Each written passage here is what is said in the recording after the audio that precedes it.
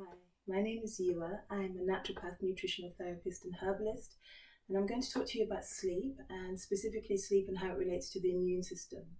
So there's no doubt that sleep is a really fundamental aspect of our overall health and well-being because it impacts our mental and emotional health, and also every single body system that we have is impacted by sleep. So in terms of the immune system, which is the body's defense system, there's considered to be a bi-directional relationship between sleep and the immune system. So when the body is mounting an immune response, we generally notice that we need to sleep for a longer period of time and maybe earlier in the day, and we're generally more fatigued. And this is considered to be a mechanism by which the body actually helps to bolster the immune response. And when we look at what's happening during sleep, then there's a couple of things of real significance for us. So overall, during sleep, that the hormone melatonin, which is at its peak during deep sleep, then this hormone, beyond its impact and its role in sleep, it's really well recognized to be a really potent antioxidant. And so this is basically a compound that helps to defend the body, and or protect the body, perhaps is more correct.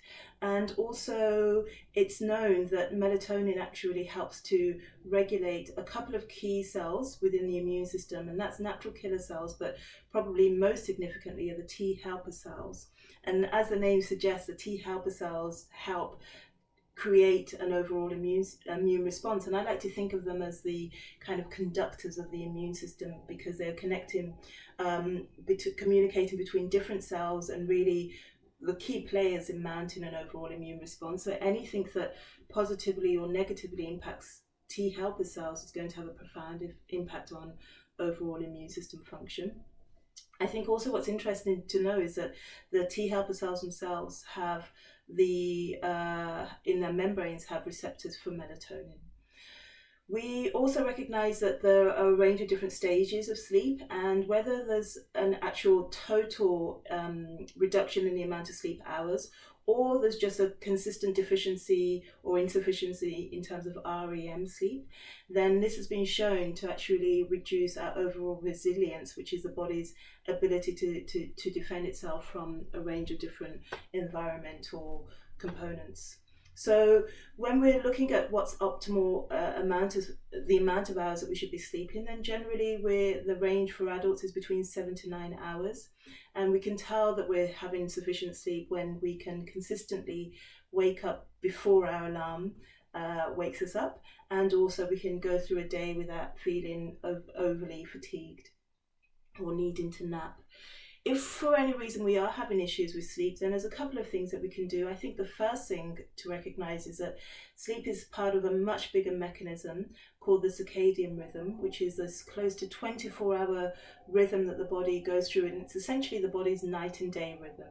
So cells, tissues, hormones are secreted differently when we're in day mode versus when we're in night mode. And of course sleep is part of the sleep-wake cycle. So if we're having issues with sleep, I think the first place to look at is also what we're doing during the daytime, because that's going to have a really profound effect. So there's three really key things that we can look at to see that we're doing it during the day and then we're not doing it at night. And I think the first thing is having light exposure.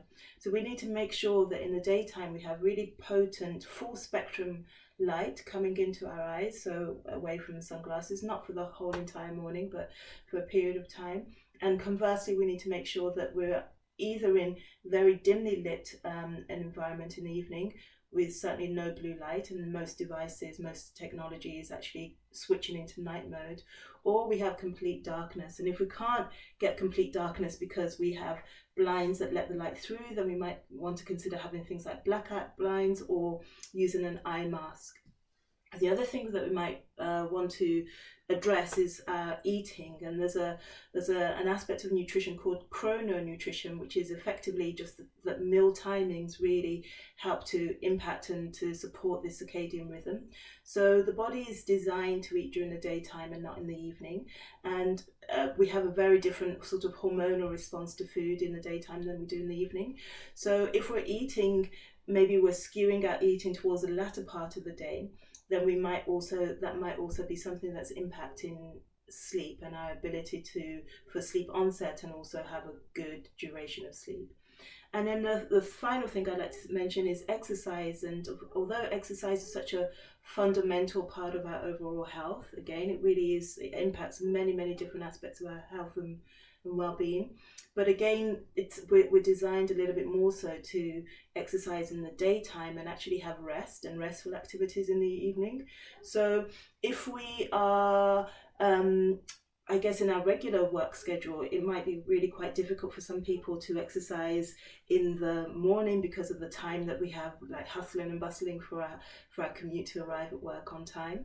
But I think during this period of lockdown, we have this really great opportunity to actually regulate our cycles much better. So to wake up at the same time every day, to have meals at the same time every day, to exercise for our one time that we're allowed out, to exercise at the same time every day, and to actually use that opportunity to go out into the day, to have light exposure.